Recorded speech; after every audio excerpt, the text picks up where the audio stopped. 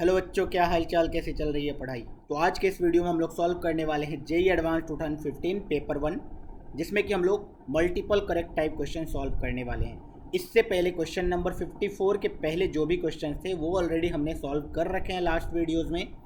अभी हम लोग स्टार्ट करेंगे क्वेश्चन नंबर 54 से। तो चलो स्टार्ट करते हैं। क्वेश्चन नंबर 54 देख के ही कोई बच्चा देख के बता सकता है कि ये क्वेश्चन किसका है, डिफरेंशियल इक्वेशन का है। हमारे पास बहुत ही प्यारा सा एक डिफरेंशियल इक्वेशन गिवन है। Let y x be the solution of the differential equation this. उन्होंने एक डिफरेंशियल इक्वेशन दे दिया और बोला इसको जब सॉल्व करोगे तो एक फंक्शन आएगा which is called y x, और उन्होंने y of 0 is equal to 2 दिया है। ऑब्वियसली सबको पता होना चाहिए क्यों दिया हुआ है। क्यों दिया हुआ है? ताकि इंटीग्रेशन जब करेंगे डिफरेंशियल इक्वेशन को तो वहाँ पे एक कांस्टेंट आएगा, उस कांस्टेंट को निकालने के लिए ये वाला चीज़ दिया हुआ है। Then which of the following statement is और आर ट्रू, एंड सारे स्टेटमेंट में वाई एक्स के बारे में कुछ कुछ पूछा गया है। तो बेसिक सा फंडा ये है। क्वेश्चन देखते हैं, ये थोड़ा इजी टाइप का क्वेश्चन होता है। क्वेश्चन देखते हैं, तुम्हें क्लिक कर जाएगा कि सबसे पहले तो भाई मुझे डिफरेंशियल इक्वेशन सॉल्व करना है। कैसे करूँगा देखते हैं। तो मैंने ये भी बता रखा है कि जब भी जेई में क्वेश्चन आएगा डिफरेंशियल इक्वेशन पे, सबसे ज़्यादा चांस रहेगा किसका है, वो लीनियर डिफरेंशियल इक्वेशन। इस डिफरेंशियल इक्वेशन को ध्यान से देखो। 1 plus E to the power x into d y by d x plus E to the power x into y is equal to 1 दिया हुआ है। तो बहुत लोग इसको एग्जैक्ट फॉर्म से भी सॉल्व कर लेते हैं या फिर लीनियर डिफरेंशियल इक्वेशन से भी सॉल्व किया जा सकता है। कैसे? तो इंटीग्रेटिंग फैक्टर हम लोग कैलकुलेट करेंगे। इंटीग्रेटिंग फैक्टर होगा ई टू द पावर इंटीग्रेशन। अभी देखो ये लीनियर डिफरेंशियल इक्वेशन एग्जैक्टली अभी दिख नहीं रहा है। हम लोग थोड़ा सा इसको सिंप्लीफाई करेंगे। इसको सबसे पहले 1 plus E to the power x से डिवाइड कर दिया जाए तो ये इक्वेशन प्यारा सा ऐसा दिखेगा। D y by d x plus E to the power x upon 1 plus E to the power x is equal to 1 divided by 1 plus E to the power x. अभी हमें इंटीग्रेटिंग फैक्टर निकालना बहुत ही आसान हो गया हमारे लिए। ये आ गया E to the power integration E to the power x upon 1 plus E to the power x D X. ये आ जाएगा इंटीग्रेटिंग फैक्टर अपना। अच्छा, ये इंटीग्रेटिंग फैक्टर आएगा कितना? तो सोचो, integration E to the power x divided by 1 plus E to the power x. ये इंटीग्रेशन तो बहुत ही आसान हो रहा है। क्यों? क्योंकि अगर मैं नीचे वाले को कुछ सब्सटीट्यूट कर दूँ, सपोज टी मान लूँ, तो d t e to the power x D x किसके बराबर आ जाएगा? डी टी के बराबर। तो ये लिखा हुआ होगा क्या? D T divide by T. D T divide by T का इंटीग्रेशन क्या होगा? L N T. अच्छा, एल एन टी, तो एल एन टी टी हमने किसको माना था? 1 plus E to the power X को। तो ये ultimately 1 plus E to the power X आ गया विच इज़ इंटीग्रेटिंग फैक्टर। अच्छा, अगर इंटीग्रेटिंग फैक्टर आ जाता है सॉल्यूशन लिखना बहुत ही आसान होता है। Y into integrating factor is equal to integration q x 1 upon 1 plus E to the power x into integrating factor d x. अरे भाई, ये तो 1 बन गया। 1 का इंटीग्रेशन x हो जाएगा प्लस कुछ constant y into 1 plus E to the power x। ये हो गया अपना अल्टीमेट इक्वेशन। अब मुझे यहाँ पे c फाइंड आउट करना पड़ेगा। c फाइंड आउट करने के लिए उन्होंने बोला है y of 0 is equal to 2। इसका मतलब जब x की वैल्यू 0 डालोगे तो y की वैल्यू कितनी आएगी? 2। तो y की वैल्यू 2, x की वैल्यू 0 डाला तो 1 plus E to the power 0, ये भी 2 आ जाएगा, इज इक्वल टू एक्स की वैल्यू 0 डाले हैं c, तो c की वैल्यू यहाँ से कितनी आ गई? 4। तो हमारे पास बहुत ही प्यारा सा इक्वेशन आ गया y into 1 plus E to the power x is equal to x plus 4। So we can see y of x कितना आ गया? x plus 4 divided by 1 plus E to the power x। Simple सा एक Y x function आ चुका है। अब हम लोग चारों ऑप्शन को देख सकते हैं। सबसे पहला ऑप्शन क्या बोल रहा था? y ऑफ -4 0 होगा, मतलब x की वैल्यू जब -4 रखोगे तो वैल्यू y की 0 आ जाएगी। ऑब्वियस सी बात है, y ऑफ -4 0 है क्योंकि न्यूमरेटर 0 को जा रहा है, डिनोमिनेटर नॉन जीरो को जा रहा है। अच्छा, नेक्स्ट ऑप्शन था y ऑफ -2 0 होगा, पॉसिबल नहीं है। y ऑफ -2 तो कुछ कांस्टेंट आएगा, this means B option cut, A option true.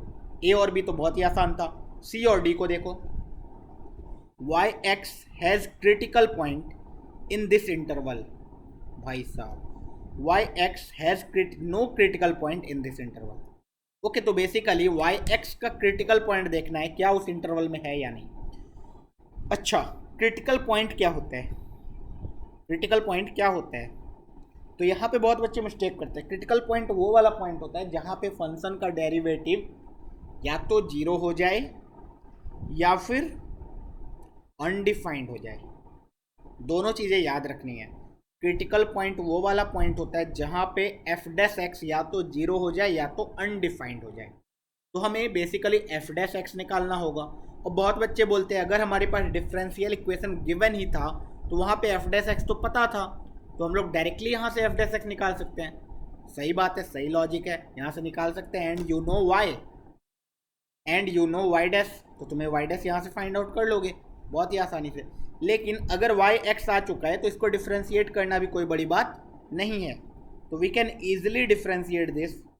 तो we will get Y dash X is equal to 1 plus E to the power X का whole square, 1 plus E to the power X जैसा का तैसा, x plus 4 का differentiation 1 minus x plus 4 जैसा का तैसा 1 plus E to the power X का differentiation e to the power x।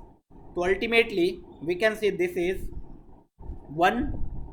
अच्छा, e to the power x common निकाल लिया अगर, तो ब्रैकेट के अंदर क्या आ जाएगा, इधर से आएगा -4 एंड इधर से आएगा 1 minus 4। Okay, and minus x भी आएगा साथ में, 1 माइनस 4 माइनस एक्स प्लस एक कांस्टेंट 1 अकेला रह जाएगा। नीचे वाला तो भाई कभी जीरो नहीं होने वाला है, तो नीचे वाले को देखो ना देखो उससे कोई फर्क नहीं पड़ता। This quantity is always a positive quantity. कोई भी एक्स ले लो, 1 plus E to the power x positive होगा, उसका स्क्वायर तो पॉजिटिव होगा ही। सो वी कैन सी ऊपर कितना आ गया, 1 minus e to the power x, 4 minus 3 था, ये माइनस एक्स था, तो x प्लस 3 बोल सकते हैं। Okay, divided by some positive quantity which is 1 plus E to the power X का whole square. This is Y dash X. अब लेकिन वाई डैश एक्स जीरो होगा, जीरो करेंगे तो ऑब्वियस सी बात है न्यूमरेटर जीरो होना चाहिए।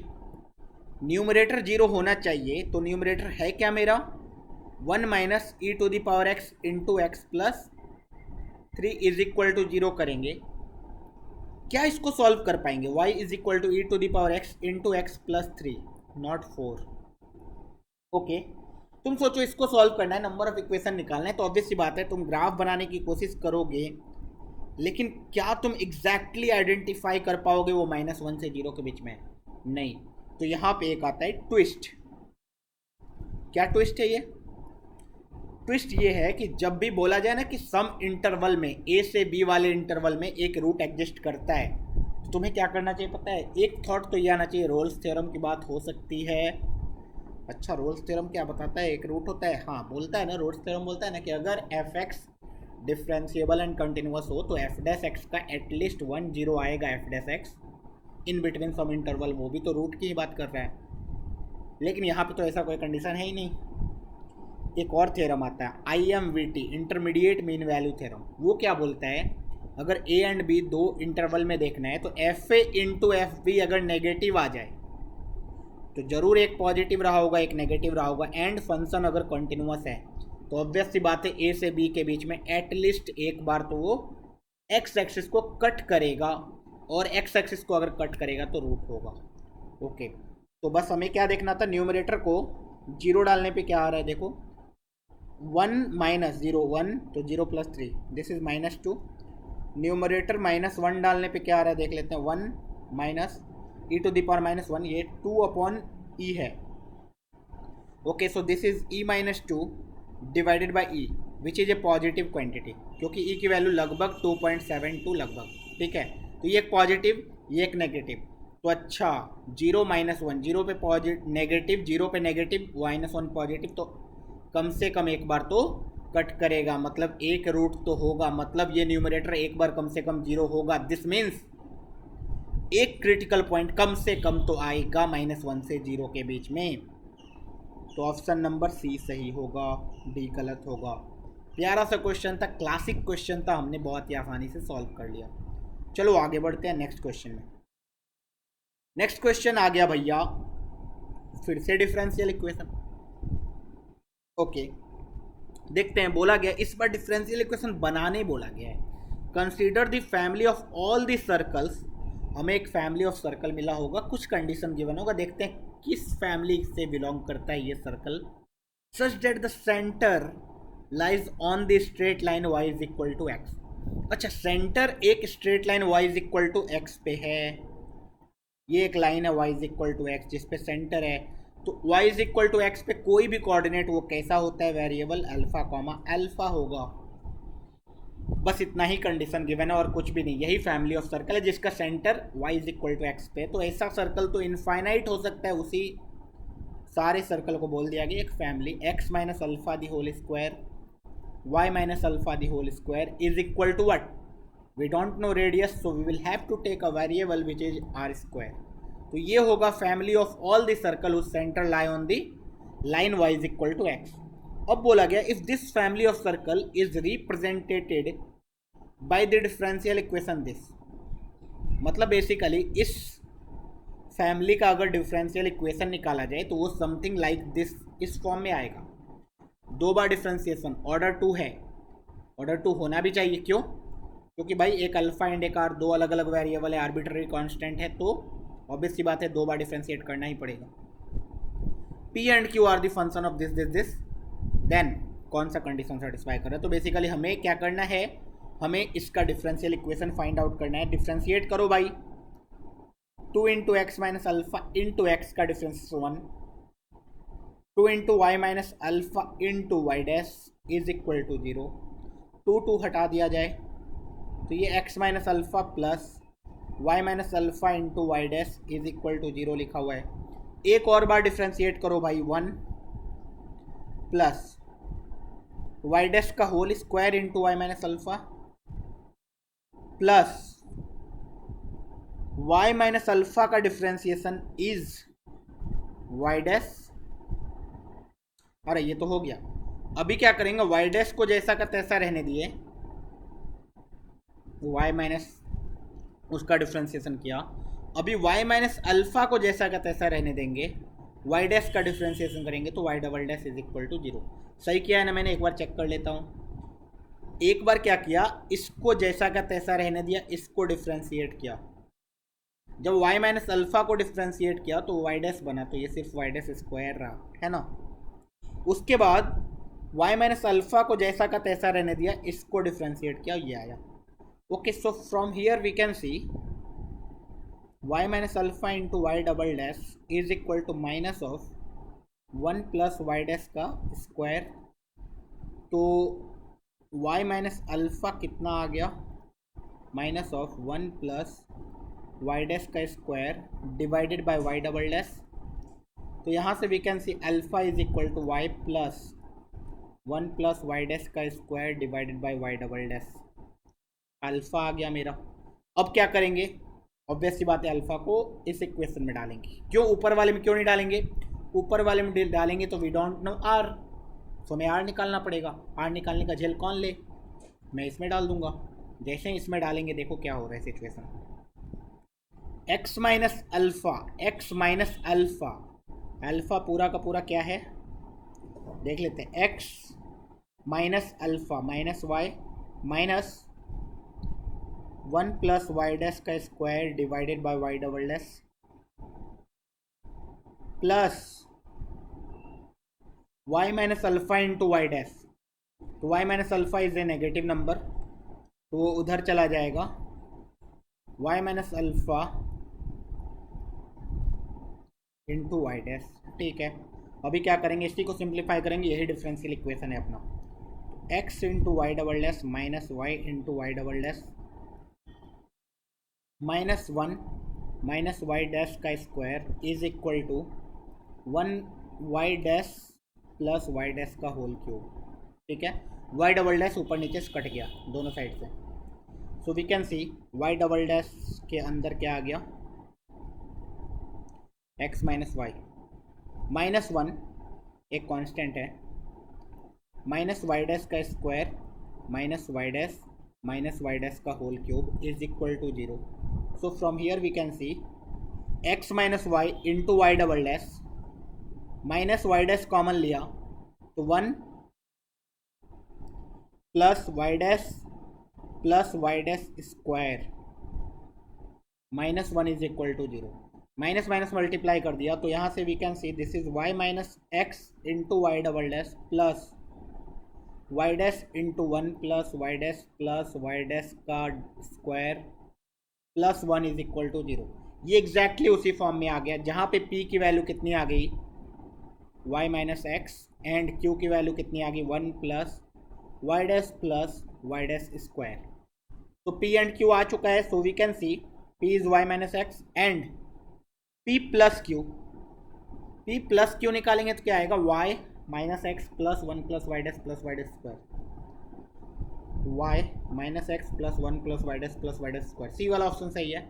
p माइनस क्यू करेंगे तो क्या आएगा y minus x minus 1 minus y dash square, ये आएगा। ये गलत है, ये भी गलत है, तो बी एंड सी ऑप्शन सही है, ठीक है। लेकिन इस क्वेश्चन में प्रॉब्लम था, क्या प्रॉब्लम था, we can manipulate differential equation in various other ways, मतलब हो सकता है पी एंड क्यू इसके अलावा और भी बहुत सारे आए, we can't restrict it like this, ठीक है। तो यहाँ पे ये फ्लॉ था आईआईटी के क्वेश्चन में, लेकिन आईआईटी के आंसर के हिसाब से यही दोनों सही थे, उन्होंने यही कंसीडर किया था, ठीक है। तो ऐसे ही मानेंगे। चलो next question, we can see the next question is from differentiability and continuity वाला चैप्टर, कैलकुलस। मतलब कैलकुलस का वेटेज देख रहे हो तुम लोग, है ना, कितने सारे क्वेश्चंस कैलकुलस के आते हैं। सिंपल सी बात है भाई, एक फंक्शन गिवन है, अरे जी आर टू आर में डिफाइंड है, एक differentiable function, g of 0 0 given है, जी डैश 0 भी 0 गिवन है, g dash 1 not equal to 0 है, वो कुछ नंबर है, पॉजिटिव नेगेटिव क्या है नहीं पता है, लेकिन एक नंबर है which is not equal to 0। उन्होंने एक फंक्शन डिफाइन किया, let f x is like this, h x is like this for all x belongs to R, f of h x h of f x का मतलब ये, ठीक है। आगे पूछा क्या गया है, आगे दे आर आस्किंग, 4 ऑप्शन है अलग अलग, सॉल्व करना पड़ेगा चारों ऑप्शन को अलग अलग। हाँ, f is differentiable at x is equal to 0। Differentiability कैसे चेक करते हैं, LHD RHD से। फर्स्ट प्रिंसिपल क्या होता है वो, limit x tending towards a f x minus f of a divide by x minus a से। मैं ये वाला प्रेफर करता हूँ, बहुत लोग वो वाला प्रेफर करते हैं, लिमिट h टेंडिंग टुवर्ड्स 0 वाला F of x plus H minus F x divide by H वाला, ठीक है। तो ये भी कर सकते हो, वो भी कर सकते हो, लेकिन ये h वाला तब करते हैं लोग ताकि लिमिट का ये जो h टेंडिंग टू 0 बना पाए, और यहाँ पे सारे ऑप्शन में ऑलरेडी उन्होंने 0 की तरफ बोला है, तो मैं ये भी लेके चलूँगा तो मेरा लाइफ तो आसान ही रहेगा ना। ओके, तो ये लेके चलते हैं, ये ऑप्शन चेक करेंगे, limit x tending towards 0 f x is x divide by mod x into g x, अच्छा minus f of 0 divide by x minus 0, this is basically x से x कट जाएगा, limit x tending towards 0 g x divided by mod x। अभी mod x है, mod x का पंगा है भाई, 0 plus पे कुछ और 0 माइनस पे कुछ और, तो इसको दो अलग अलग फॉर्म में लेंगे, limit h tending towards 0 minus and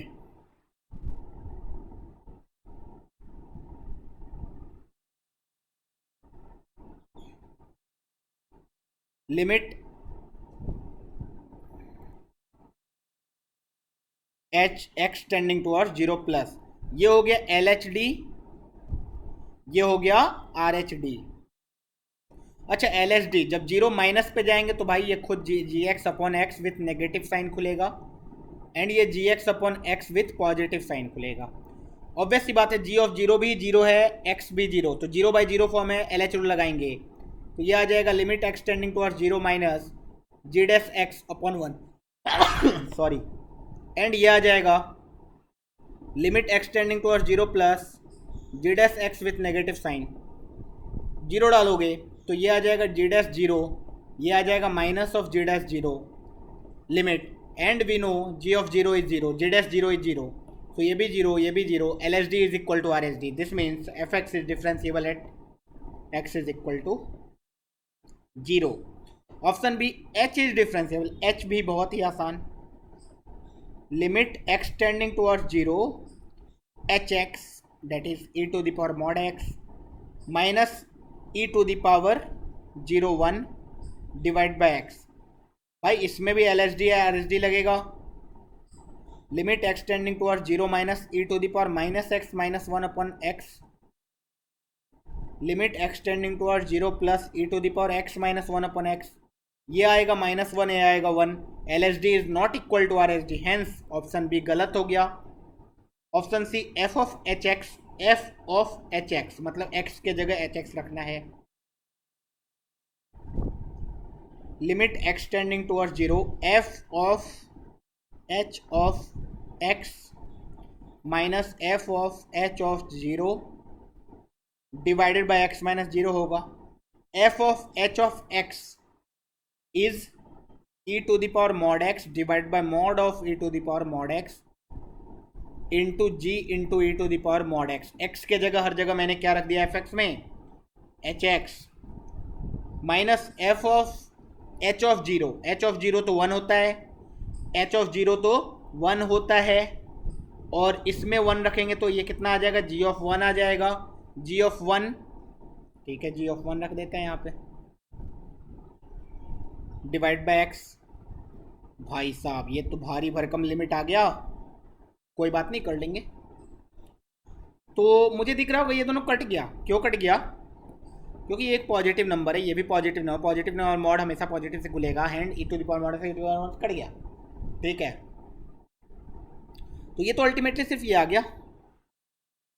limit x tending towards 0 g of e to the power mod x minus g of 1 divide by x. ये तो 0/0 फॉर्म है. हाँ, LH रूल लगा देंगे. सही बात है, LH रूल लगाएंगे तो क्या होगा, g dash of e to the power mod x into e to the power mod x into mod x का differentiation x upon mod x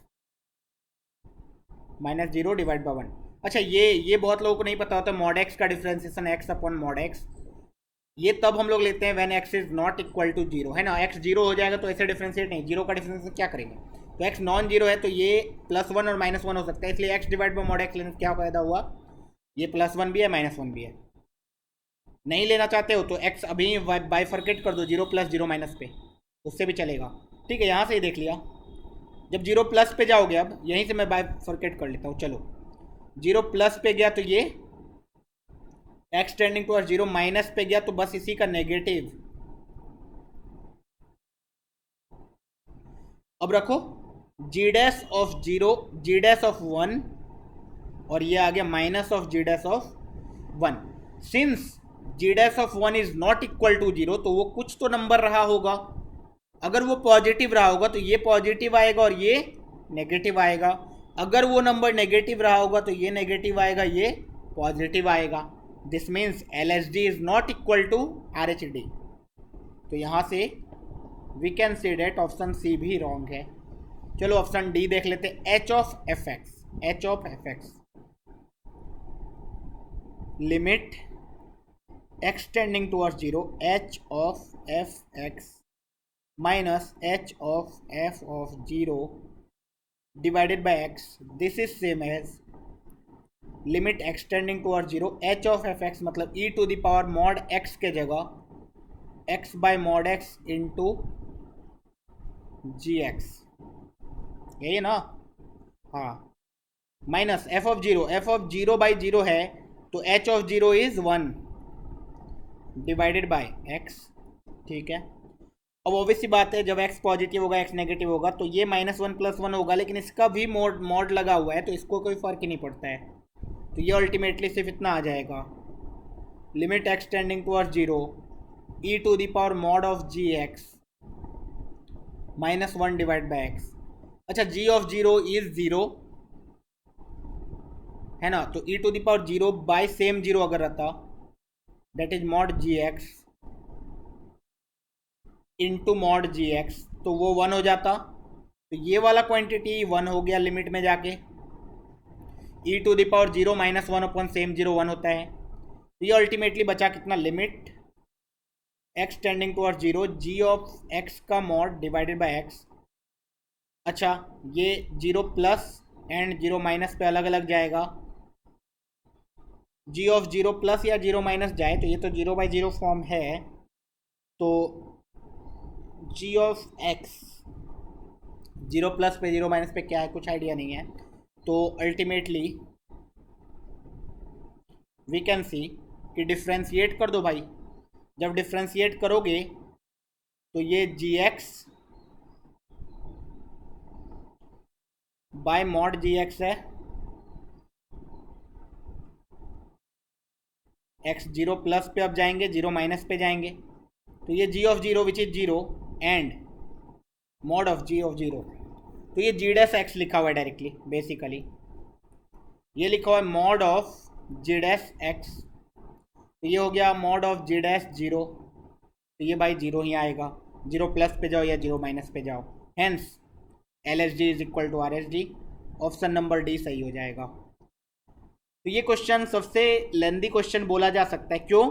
क्योंकि इसमें 4 options was equal to 4 different question. ऐसा नहीं हुआ कि एक क्वेश्चन सॉल्व किया उसके बेसिस पे चारों ऑप्शन को चेक कर लिया, चारों ऑप्शन को अलग अलग सॉल्व करना पड़ा, उसके बाद हमें पता चला। तो ऑब्वियस सी बात है ये बहुत ही मॉडरेट लेवल, कॉन्सेप्ट उतना टफ नहीं था लेकिन कैलकुलेशन बहुत ज़्यादा इन्वॉल्व था। ठीक है, इसलिए एक क्वेश्चन अगर टफ देते तो एक क्वेश्चन आसान दे देते हैं।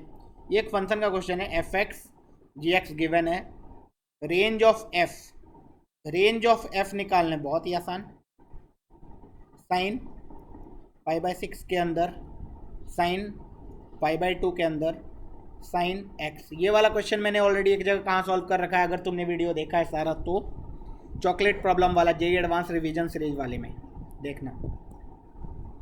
अच्छा, साइन एक्स की वैल्यू कुछ भी एक्स हो, since x belongs to real number है ना डोमेन, तो एक्स कुछ भी हो ये -1 से 1 को जाएगा, तो ये वैल्यू -π/2 से π/2 को जाएगी, -π/2 से π/2 में साइन की वैल्यू -1 से 1, तो ये वैल्यू टोटल -π/6 से π/6।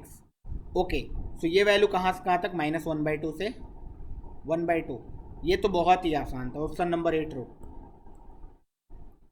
Range of f of g x, okay, range of f of g x,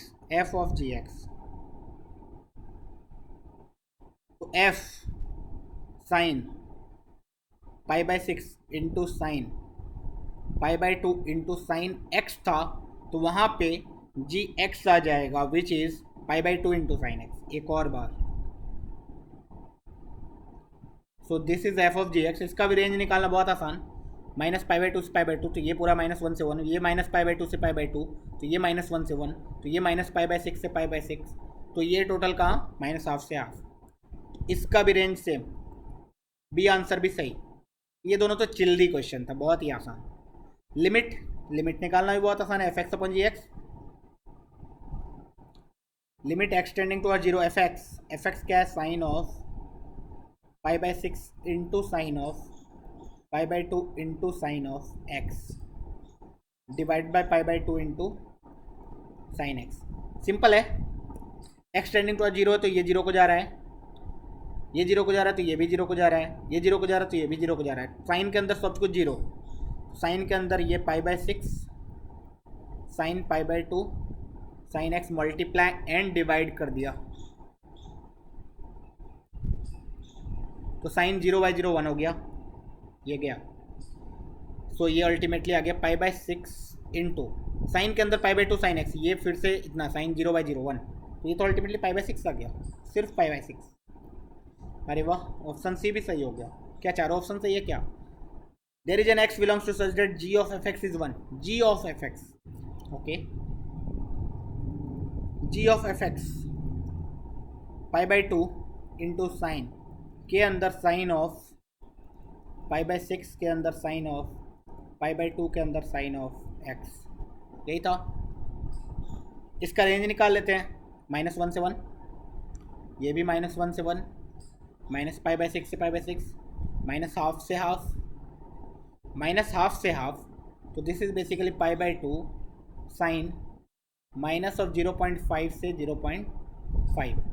तो ये हाफ से हाफ बेसिकली हाफ रेडियन है। हाफ रेडियन का मतलब 26 डिग्री या 27 डिग्री है ना। तो ये तो π/2 into sine 1/2 with negative sign से लेकर के π/2 इंटू साइन 1/2 पॉजिटिव तक। ओके, साइन 27 डिग्री लगभग अराउंड साइन 30 डिग्री मान सकते हैं, विच इज़ 1/2 विच इज़ 0.5। तो 1/2 तो ये π/4 लगभग एंड π/4। तो ये तो भाई 0 से भी छोटा है, मतलब ये -1 से 1 वाले इंटरवल के भी बीच में है, तो ये 1 कभी हो ही नहीं पाएगा। Okay, this means this can never be equal to 1। So ये आंसर गलत हो गया। सिंपल था ये क्वेश्चन, ईजी था। चलो लास्ट क्वेश्चन पे आते हैं, आज के लास्ट क्वेश्चन पे। तो हमारे पास एक वेक्टर्स एंड 3D, मैं बोलता हूँ हमेशा है ना, वेक्टर्स एंड 3D हो गया, प्रोबेबिलिटी हो गया एंड कैलकुलस हो गया। ये तीनों चैप्टर बहुत ही इंपॉर्टेंट है। कैलकुलस तो पूरा इंपॉर्टेंट ही है, बेसिकली इंटीग्रेशन ज़्यादा क्वेश्चन, डिफरेंशियल इक्वेशंस क्वेश्चन पूछे जाते हैं बहुत। तो ये सारे टॉपिक अगर स्ट्रांग हो तो जेईई में बहुत अच्छा स्कोर किया जा सकता है। ट्राइंगल PQR, ओके, तो QR is a vector, RP is B vector and PQ is C vector. यहाँ से बस इन्होंने इतना बताने की कोशिश की है कि A vector plus B vector plus C vector is equal to 0, क्योंकि क्लोज लूप में वेक्टर का सम 0 होता है। ओके, मॉड A गिवन है 12, मॉड B भी गिवन है, B.C गिवन है, then which of the following options are correct. Mod A तो पता है, मॉड C निकालना है बेसिकली। ठीक है, मॉड C निकाल लेंगे।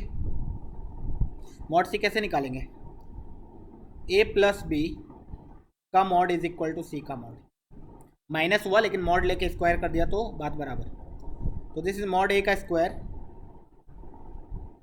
ओके, इससे कुछ फ़ायदा नहीं हुआ ना, B.C गिवन है, B.C गिवन है, तो यहाँ तो A.B आ जाएगा, A.B से कोई फ़ायदा नहीं होगा। ओके, तो ऐसा कर सकते हैं, B प्लस C का mod is equal to A का मॉड का होल स्क्वायर। तो mod B square plus mod C square plus 2 into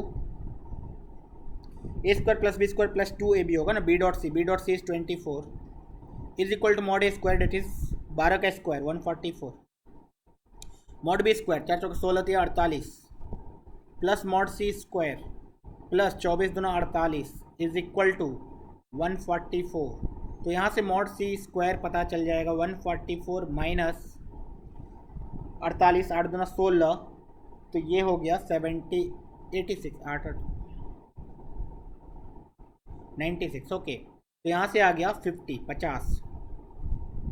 50 ये है ना 4, अरे क्या बोल रहा हूँ मैं यार, 48 है ना, 4 48। तो ये कितना आ गया देखो, 48/2 24 माइनस 12 इज 12। ऑप्शन नंबर ये सही हो गया, एकदम सही है। अच्छा, ऑप्शन नंबर ये हो गया 24 प्लस 12 36, ऑप्शन नंबर बी गलत हो गया। अच्छा, एक लाइन किया हमने, 2 ऑप्शन आ गया, सिंपल, बहुत अच्छा। A cross B C cross A, okay, A cross B C cross A चाहिए मुझे। I know A plus B plus C is 0, A cross B C cross A चाहिए, तो मैं बोल देता हूँ B, चलो क्रॉस ले लेते हैं A के साथ, A cross A plus A cross B plus A cross C is equal to 0 आ गया। A क्रॉस A तो 0 है, तो यहाँ से we can say A cross B is equal to minus of A cross C, तो A cross B is equal to C cross A। ठीक है, A cross B exactly C cross A के बराबर हो गया, तो यहाँ से डायरेक्टली बोला जा सकता है 2 इंटू A क्रॉस B बोला है वो, है ना, 2 इंटू A क्रॉस B का मॉड इज इक्वल टू 48√3 है। ओके, तो यहाँ से we can see A cross B का मॉड जो है वो 24√3 बोल रहा है। तो ए क्रॉस बी का मॉड निकालना पड़ेगा बेसिकली, है ना। ए क्रॉस बी का मॉड निकालना पड़ेगा। ए क्रॉस बी का मॉड कैसे निकालेंगे? ए क्रॉस बी ले लिया, बी क्रॉस सी, ठीक है। तो बी क्रॉस सी, सी क्रॉस बी,